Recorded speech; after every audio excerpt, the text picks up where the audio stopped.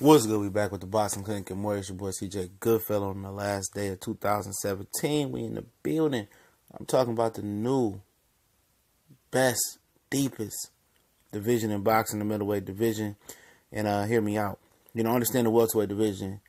It's a good division. I know a lot of people like the welterweight, featherweight is a good division. Super middleweight is coming. Heavyweight is coming. Cruiserweight is phenomenal, but nobody in the United States pays attention to it. But this division right here is the deepest, and it has the potential to be even deeper and better.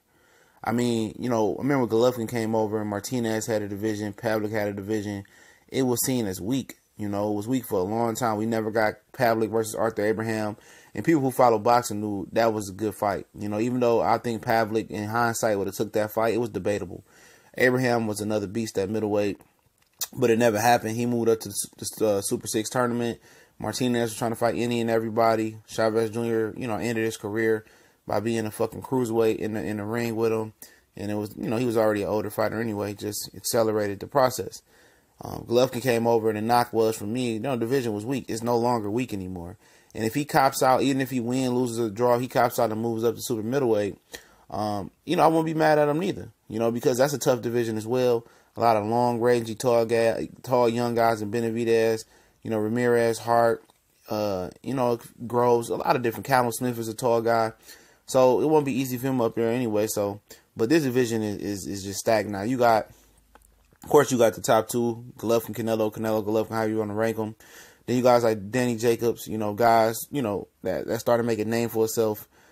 His confidence level is on 10,000. He's going to be tough to beat for anybody. Then you got Billy Joe Saunders, a guy who put on the boxing clinic. A lot of people, they know he can box like that. I knew because I followed his career. Then you got a guy like Andrade, who's another, should be what Terrence Crawford is right now and much more. His career should be his Hall of Fame career should be almost sold up right now. He had the opponents in front of him. He could have fought Lara and turned around and got the Canelo fight. And then turned around and fought the Charlos, came up to middleweight, could have fought anybody. And he had the ability to be what Crawford is right now, but that was his fault. Not wanting to fight the best, stagnant career, crying about money, didn't want to pay his dues on the way up. That's his fault. Got guys like Jamal Charlo, who got a lot of potential, who's a Billy badass for sure. Definitely the wild card of the division with Billy Joe Saunders, in my opinion. Then you got Ryota. A lot of guys tend to forget about him. He's a good gold medalist boxer who got robbed, bursting the dam in his home country, came back and handled business the second time. And then the potential for growth before I get into it. You got potentially Jamil Charlo that may potentially come up. You got guys like Caleb Plant that's been going up and down. He might come back down for the right fighter. Somebody give him opportunity. Groves, after the World Boxing Super Series tournament, can come back down. He says he's really a middleweight. He's not a super middleweight. So you got some things that could happen here. You know what I'm saying? Robert Brandt came back down. Martin Murray is now ranked at middleweight once again at one of the sanctioned belt bodies, the WBA. Robert Brandt came back down. He's ranked in the WBO. And a few other guys that's still there, man. Matt Korobov, Andy Lee still there. So the division from 1 to 15 really is a stacked division. It has the potential to be even more stacked than what it is, because you got Luis Arias still there. You got Sergey Shevchenko. That's there, who's undefeated, who's the IBF middleweight mandatory. Torian Green. You still got Alantez Fox, who I think got a chance to get better. Luis Arias got a chance to get better. It's a deep, deep division, and I think it's the new deepest and best division in boxing.